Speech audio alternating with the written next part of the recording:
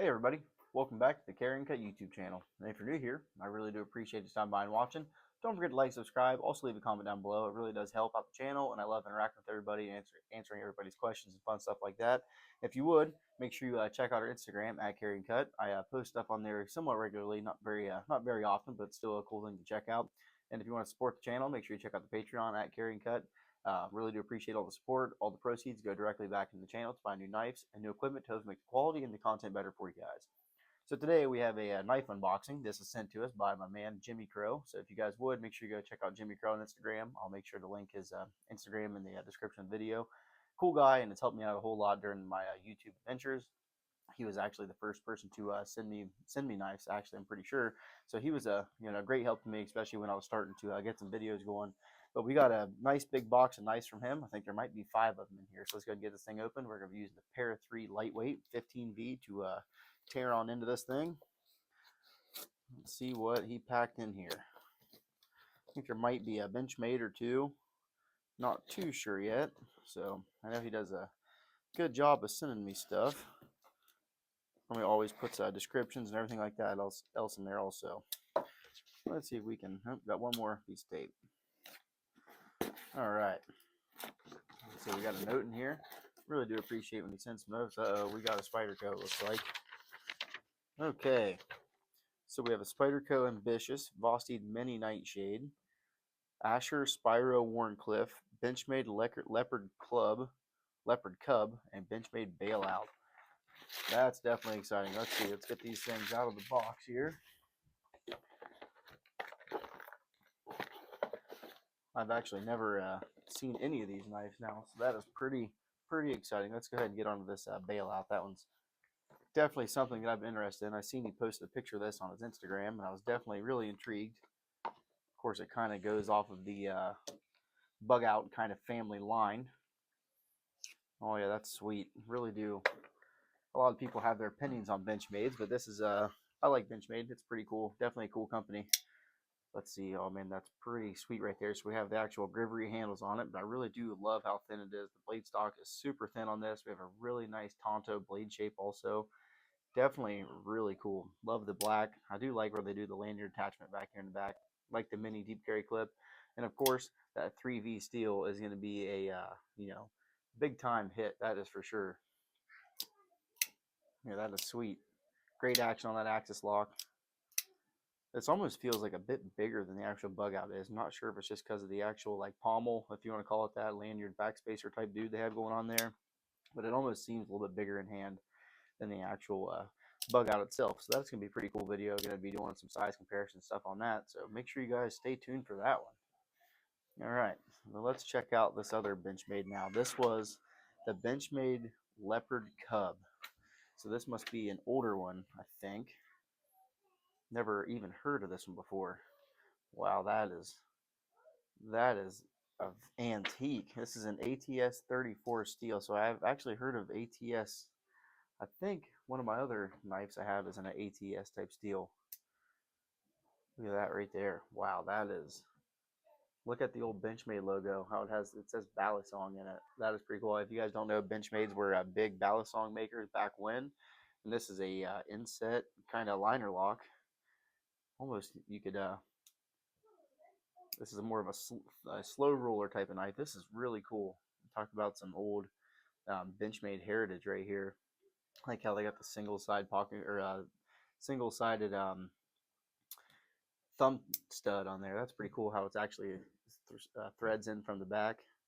We have somewhat of the normal kind of standard clip. You kind of see the heritage, at least the DNA lineage on it. That is a really cool piece of history there. I'm gonna have to look into this and see what's going on. It's cool how they do the liner only on one side.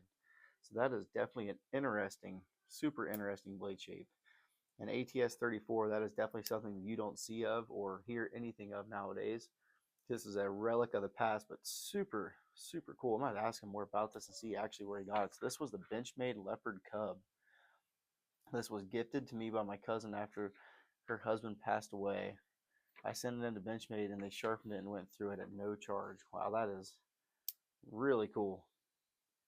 Definitely a really sweet, really cool thing. Jimmie, that is awesome. Really cool little blade shaper. Nice narrow blade.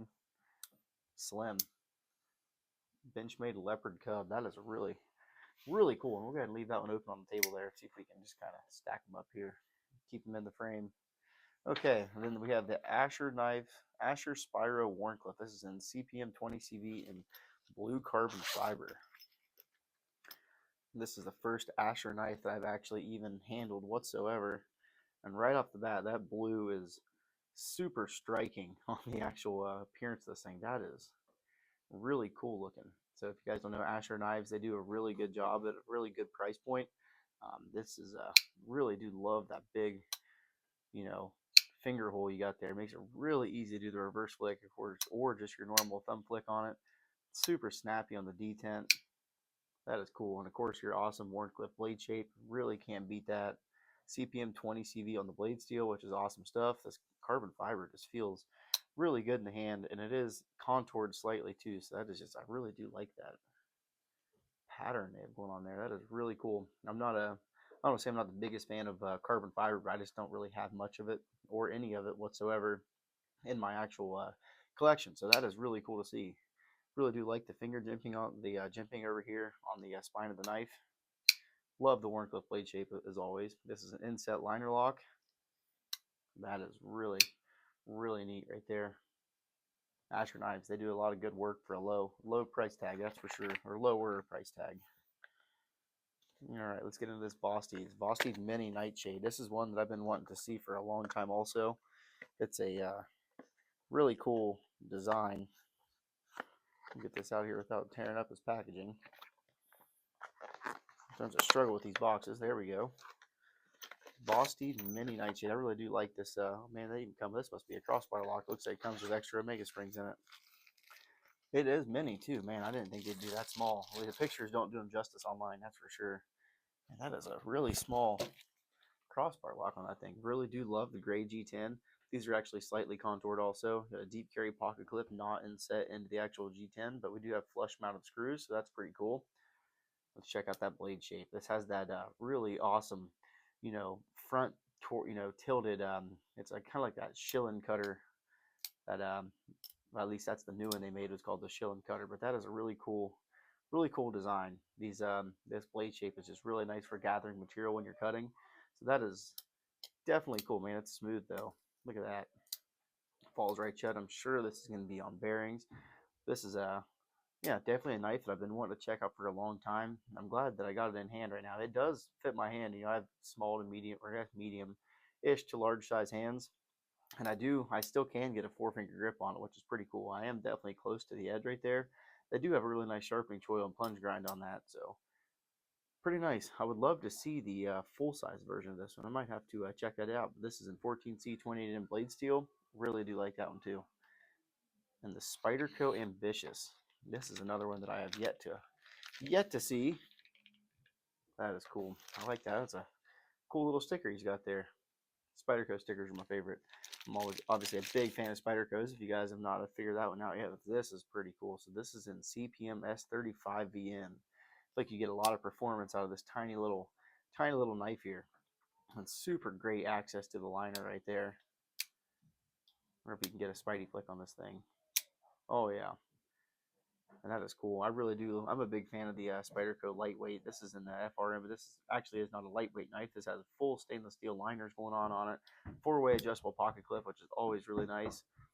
Spydercos do a really good job with their clip as always. Pass-through lanyard hole right there. Really cool blade shape on this one. Really do like it. And that S35V, and that is going to be some really good stuff. I imagine this is going to be at a really good price point too. Like I said, this is not a review on any of these. I'm just doing a little bit of an unboxing and checking these out. But really cool. So that is going to be it for it. So we got the Spyderco Ambitious, the Vosteed Mini Nightshade, the Asher Spyro Warncliffe, the Benchmade Leopard Cub, and then we have the Benchmade Bailout in 3V. So make sure you guys stay tuned. We're going to go on full reviews and disassemblies on all these knives right here. So we will see you guys later. Really do appreciate it. Thanks.